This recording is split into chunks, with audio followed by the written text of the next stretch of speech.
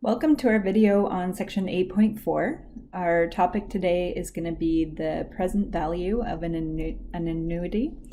And the first thing we should do, just building on our previous video, is to remember what this word annuity means.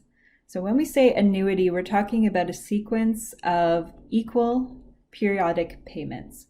So that could be something like a regular monthly payment that you're receiving, or maybe a regular payment that you're making every 2 weeks. Either way, that would be an annuity. So it could be something like the monthly payments that you make when you're paying back your student loan. Today we're going to be talking about present value, which is the value today.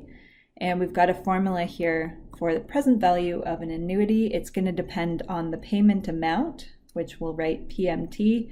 It's also going to depend on our interest rate and how long we're taking to pay off the loan, or how long we're receiving the stream of payments, if they are payments that we're receiving.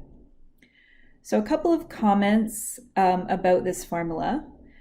We are going to assume that payments are happening at the end of each period. So you'd be making your payment at the end of the month, let's say. And the other assumption that we're going to make is that the payment period is equal to the interest compounding period. So if you're receiving payments every month, then interest will also be compounding every month. So that's just a simplifying assumption. If you take a course in finance, you'll see a wide variety of other situations that you could handle in more detail.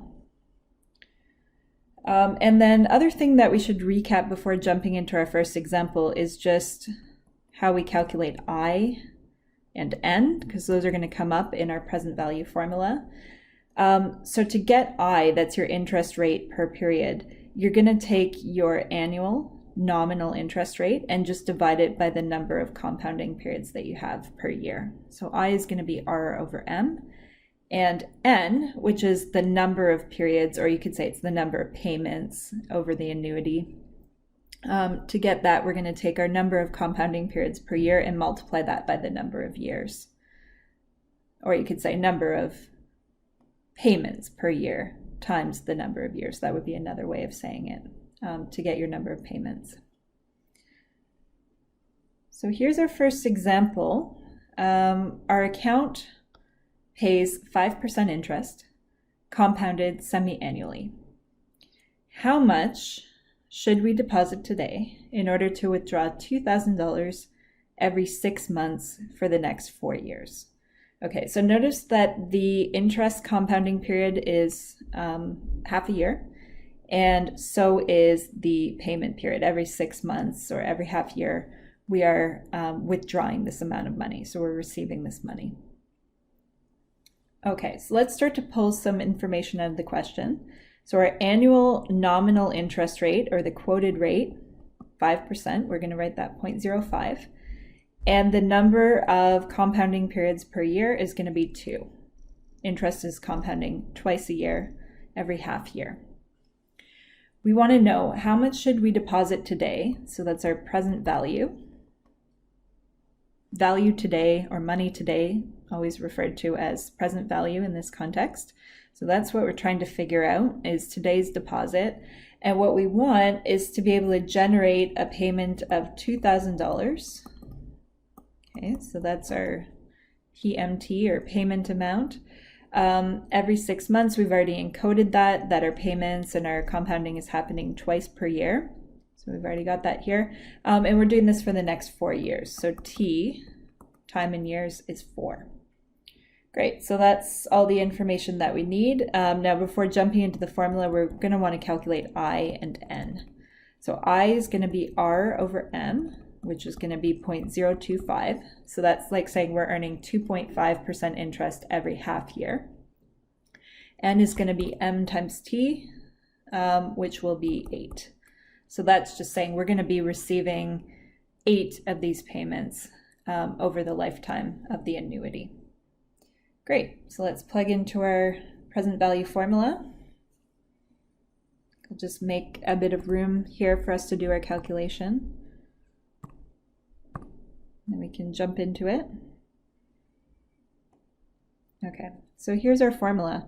So present value is going to be the payment amount times the following fraction, 1 minus 1 plus I to the power negative n over I. So notice that we've got that negative exponent on there, something we'll have to be careful of when we do our calculation. Okay, so let's start plugging in present value, which is what we're going to try to find, 2,000 times the following fraction. So we're going to have 1 minus, now let's think about what 1 plus I is. 1 plus I is going to be 1.025, and that needs to get raised to the exponent negative n. So that's negative 8, and then divided by whatever our I value is, which is 0.025. Okay, so when you're taking a number and multiplying it by a fraction, that number is going to multiply with the numerator. So best way to write this would be 2,000 times, then we need brackets to make sure that 2,000 multiplies all the way through. So times 1 minus 1.025 to the power negative 8, and then that's all divided by 0.025. So we're going to try this on our calculator. And before doing that on the calculator, I just want to point out exactly how we would key in this part. The negative exponent takes a little bit of practice. So you would type in your 1.025, you'd hit the y to the x button, which is what allows you to put in an exponent. And then if your exponent's negative, you need to type in 8 and then hit your plus or minus key. So the plus or minus key actually changes the sign of the 8 to turn it into a negative 8. Caution about this, because sometimes what people will try to do is they'll try to just use the subtract key. They'll go subtract key 8, and that actually doesn't work on most calculators. So if you're trying to put in a negative exponent, it's 8 and then hit the plus or minus key, which is usually close to the equal sign on most calculators. All right, so typing this in then, we should get a value of about $14,340.27. So you can check that on your calculator. So that is how much we need in the account today to be able to generate this stream of 8 payments over the next 4 years. So follow-up question to that, how much interest do we earn over the 4 years? Okay, so let's think about this account. Let's think about the easy way to think about the interest. So if we just call interest I, let's think about the total payments that we receive over the lifetime of this annuity. And let's subtract off the present value being the amount that we put in the account today. So if you take what you're getting out of it, which is your total payments, minus what you put into it, that difference will be the interest. So our total payments, well, we received 8 payments of $2,000 each, minus what did we originally put into the account? Well, it was the $14,340.27. So if you do that subtraction, comes out to $1,659.73. So $1,659.73 is the amount of interest that we made by putting money in today and then withdrawing money over a period of 4 years. Great, so we're going to do one more example to wrap up this section. Let's say we're buying a car for $5,000 and we're going to pay it off over 2 years at 12% interest compounded semi-annually. We want to figure out what our payment amount would be. Okay, so if we make a purchase today, that's a present value. Present value, $5,000. That's money that's changing hands or being deposited to an account today. We're going to pay this off over 2 years, so that's our T value, at 12% interest, so R is 0.12, and the interest is being compounded twice per year, semi-annually. So M is equal to 2, and that tells us that payments are also happening twice per year because our payment period and our interest compounding period are always going to be equal in this course. Okay, based on that, we're going to try to calculate the payment amount. So as an intermediate step, we would need to calculate I and N. I is going to be R over M, which will be 0.06, and N is going to be MT4. So N represents the number of payments that we're making over the lifetime of this loan, and I is representing the interest rate per period. So this is like saying we're being charged, in this context, being charged 6% interest every half of a year. Okay, so with that, let's plug into our formula, same formula as we had at the beginning of this topic. So present value is equal to the payment amount times the following fraction, 1 minus 1 plus I to the negative n over I. And let's plug in here. I'm actually going to make a little bit more workspace for us. Can write down this calculation here. Okay, that should be good. And let's try plugging in. So we know our value today, the amount of the loan that we're taking out, $5,000. Payment is the unknown that we're trying to find, and that's going to be multiplied by a certain fraction. So our fraction is going to look like 1 minus, now let's figure out the 1 plus I. That's going to be 1.06, and that's being raised to the exponent negative 4. Okay, and that's all divided by 0.06. So now to find the payment amount, let's just recall a simpler version of this that we would have seen in one of our previous math courses. So imagine someone gave you a situation where you say 4 is equal to x times 2/3.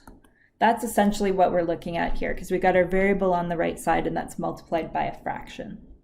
So the way you isolate your variable is you invert and multiply. You just take your fraction, 2/3, flip it, and multiply that onto the right side, or sorry, onto the left side. So invert and multiply that onto the left side. So the reason why that's going to work is because really what we're doing is multiplying both sides of this equation by that reciprocal. So multiplying both sides by 3/2.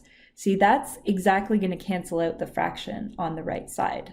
So that way you're just left with a nice fraction times a whole number on the left side. You multiply the numerators together and you'd say, well, that's 12 over 2, or just 6 would be a better way of saying that.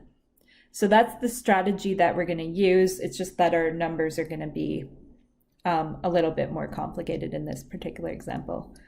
So let's add a little bit more workspace here and we'll just work out what our payment amount is going to be. Okay, so we're going to have payment amount on the right side. On the left side, we're going to take our $5,000, excuse me, and that's going to get multiplied by the reciprocal of the fraction that we've got on the right side. So the 0.06 comes up to the top. Excuse me, and then we've got 1 minus 1.06 to the negative 4 on the bottom. So from there, I just want to talk in a little bit more detail about how we would actually input that into the calculator. So if you got a number times a fraction, you can put the number right into the numerator. So you can say that's 5,000 times 0.06, and then we'd be dividing by 1 minus 1.06 to the negative 4.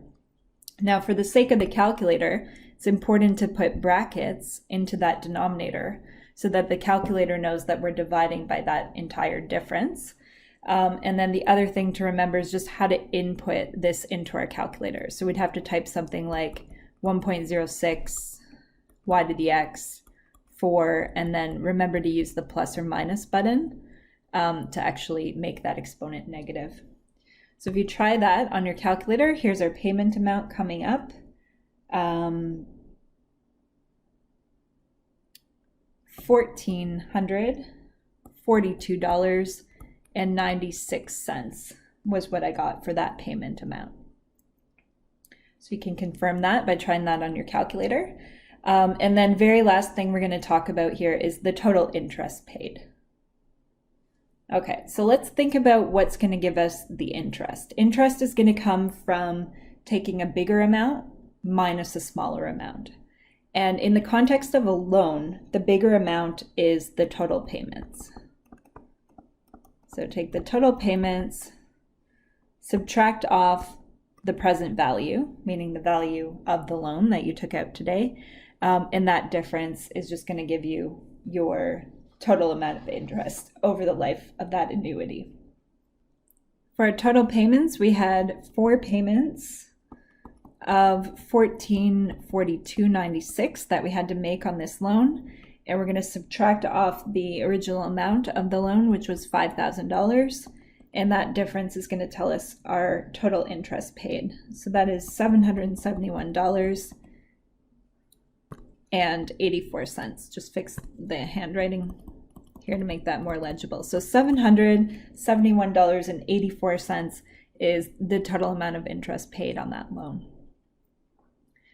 There we go. We've seen both things we can do with present value. We can calculate either the present value itself or we can calculate the payment amount. Thanks for watching.